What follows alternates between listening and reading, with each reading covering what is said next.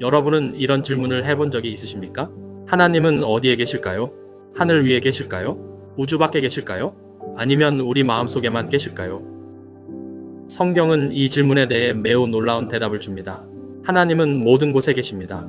그러나 동시에 그 어떤 공간에도 갇히지 않으십니다.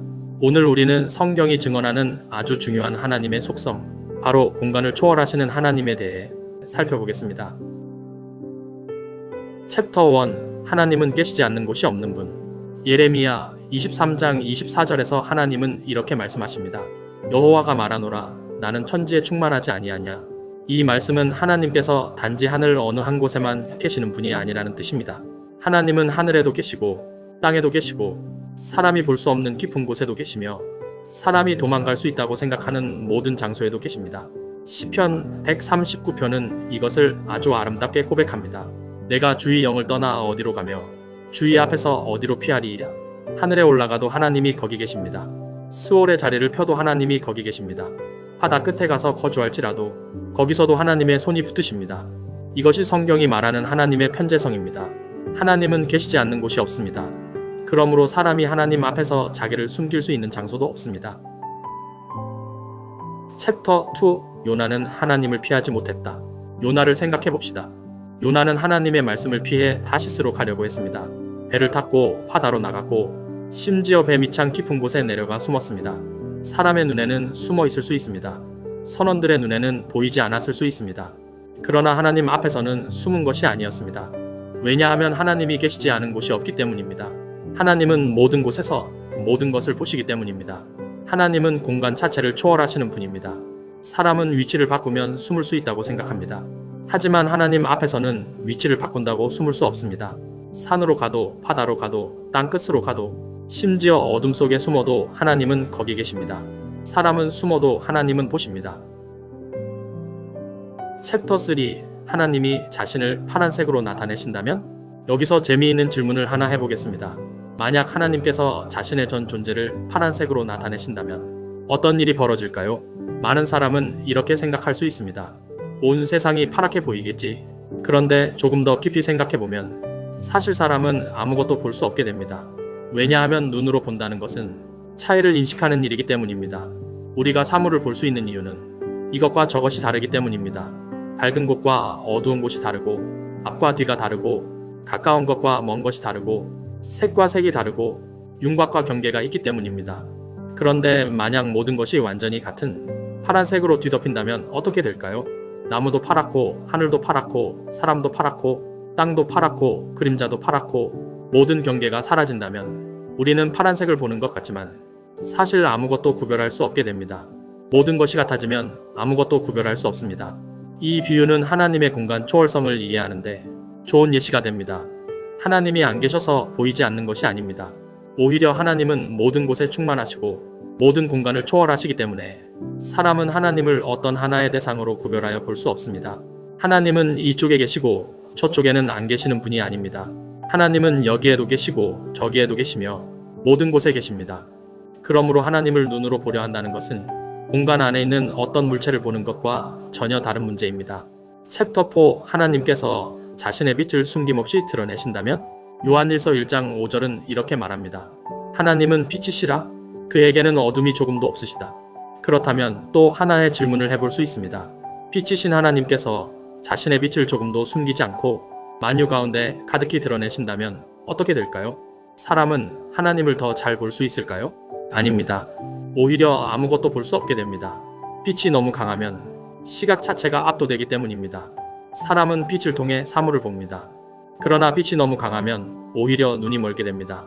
하나님의 빛이 숨김없이 드러난다면 모든 어둠이 사라집니다. 모든 그림자가 사라집니다. 모든 경계가 사라집니다. 모든 차이가 하나님의 빛 안에 삼켜집니다. 그 순간 피조물은 하나님을 하나의 대상으로 보는 것이 아니라 그 빛 앞에서 볼 수 있는 능력 자체를 잃게 됩니다. 챕터 5. 만유 위에 계시고 만유 가운데 계시는 하나님. 에베소서 4장 6절은 하나님의 공간 초월성을 아주 잘 보여줍니다. 하나님도 한 분이시니 곧 만유의 아버지시라. 만유 위에 계시고 만유를 통일하시고 만유 가운데 계시도다. 여기에는 세 가지 중요한 표현이 나옵니다. 첫째, 하나님은 만유 위에 계십니다. 이것은 하나님께서 모든 공간보다 크시며 모든 피조 세계를 초월하신다는 뜻입니다. 하나님은 공간이 만들어지기 전에도 스스로 계셨습니다. 공간이라는 개념 자체가 없을 때에도 하나님은 스스로 계셨습니다. 그러므로 하나님은 공간 안에 갇힌 분이 아닙니다. 둘째, 하나님은 만유를 통일하시는 분입니다. 모든 존재가 하나님으로부터 나오고 하나님에 의해 붙들리고 하나님의 뜻 안에서 존재합니다. 셋째, 하나님은 만유 가운데 계십니다. 하나님은 만유 위에 계시면서도 동시에 만유 가운데 계십니다. 이것이 참 놀라운 진리입니다.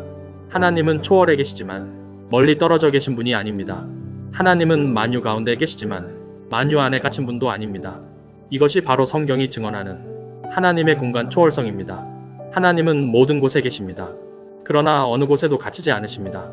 하나님은 모든 것을 감찰하십니다. 그러나 어떤 공간의 한 지점에서만 바라보시는 분이 아닙니다. 하나님은 공간을 창조하신 분이시며 공간을 초월하시는 분이십니다. 챕터 6 스스로 숨어 계시는 하나님. 이사야 45장 15절은 이렇게 고백합니다. 구원자 이스라엘의 하나님이여 진실로 주는 스스로 숨어 계시는 하나님이시니이다. 하나님은 자신을 나타내실 수 있는 분입니다. 아담에게는 에덴 동산에서 함께 거니셨습니다. 노아에게는 말씀으로 나타나셨습니다. 아브라함에게는 사람의 모습으로 찾아오셨습니다. 모세에게는 불붙은 떨기나무 가운데 나타나셨습니다. 엘리야에게는 강한 바람과 지진과 불 이후 세미한 음성으로 찾아오셨습니다. 하나님은 자신을 나타내실 수 있습니다. 그러나 동시에 하나님은 마치 아무데도 계시지 않는 것처럼 스스로를 숨기실 수도 있습니다. 욥기 23장에서 욥은 이렇게 고백합니다. 내가 앞으로 가도 그가 아니 계시고 뒤로 가도 보이지 아니하며 그가 왼쪽에서 일하시나 내가 만날 수 없고 그가 오른쪽으로 돌이키시나 배울 수 없구나. 이것은 하나님이 실제로 안 계시다는 뜻이 아닙니다. 하나님은 계십니다. 그러나 하나님께서 자신을 숨기시면 사람은 그분을 찾을 수 없습니다. 왜냐하면 하나님은 사람이 찾아낼 수 있는 대상이 아니라 스스로 자신을 계시하시는 분이기 때문입니다. 챕터 7 하나님의 만유보다 크심은 물리적 크기가 아니다. 이제 요한복음 10장 29절을 살펴보겠습니다. 예수님은 이렇게 말씀하셨습니다. 내 아버지는 만유보다 크심에.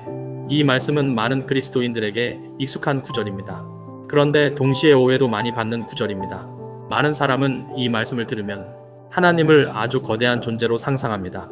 우주보다 훨씬 더 큰 몸을 가지신 분, 직경 수백억 광년의 우주를 한 손으로 잡으실 수 있는 거대한 분. 물론 전능하신 하나님은 능히 그렇게 하실 수 있습니다. 그러나 이 말씀의 핵심은 하나님의 손이 물리적으로 우주보다 크다는 뜻이 아닙니다. 요한복음 10장 29절은 하나님의 물리적 사이즈를 말하는 구절이 아닙니다. 하나님은 우주보다 큰 물체가 아닙니다. 하나님은 공간 안에서 가장 큰 존재가 아닙니다. 하나님은 공간의 개념 그 너머에 계신 분입니다. 공간이 만들어지기 전에도 하나님은 계셨습니다. 크기라는 개념이 생기기 전에도 하나님은 계셨습니다. 그러므로 하나님을 크기로 설명하려는 순간 우리는 하나님을 공간 안에 넣어버리게 됩니다. 하지만 하나님은 공간 안에 들어있는 분이 아닙니다. 하나님은 공간을 창조하신 분입니다. 챕터 8 하나님의 본질 크기가 없는 보이지 않는 영. 요한복음 4장 24절은 말합니다. 하나님은 영이시니 하나님은 영이십니다. 그렇다면 영이신 하나님은 왜 보이지 않으실까요? 투명한 분이기 때문일까요? 아니면 너무 커서 인간의 눈으로 다 볼 수 없기 때문일까요? 아닙니다. 하나님이 보이지 않는 이유는 단지 투명해서가 아닙니다. 하나님이 보이지 않는 이유는 하나님께 크기와 형체와 모양이라는 개념을 적용할 수 없기 때문입니다.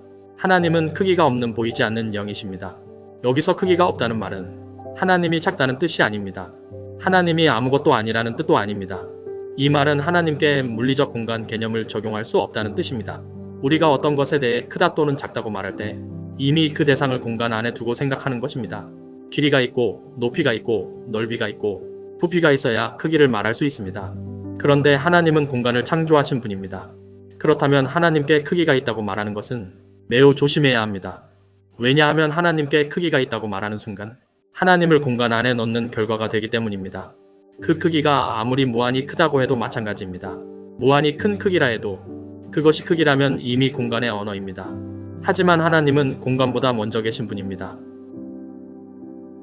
챕터 9 하나님은 투명 인간이 아니다. 여기서 중요한 질문을 해보겠습니다.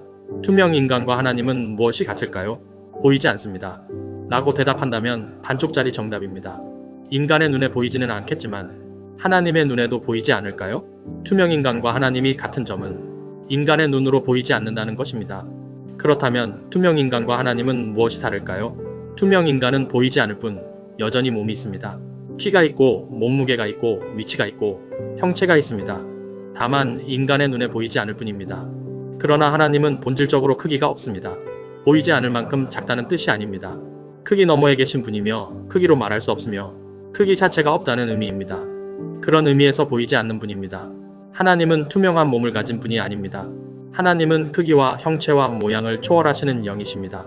따라서 하나님은 보이지 않는 물체가 아닙니다. 하나님은 물체가 아니십니다. 하나님은 공간 안에 있는 보이지 않는 존재가 아니라 공간을 창조하시고 초월하시는 영이십니다.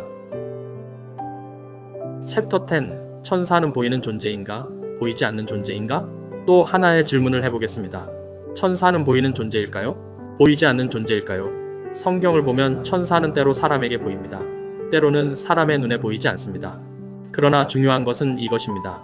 천사가 보이지 않는다고 해서 천사가 하나님처럼 크기와 형체를 초월한 존재는 아니라는 것입니다.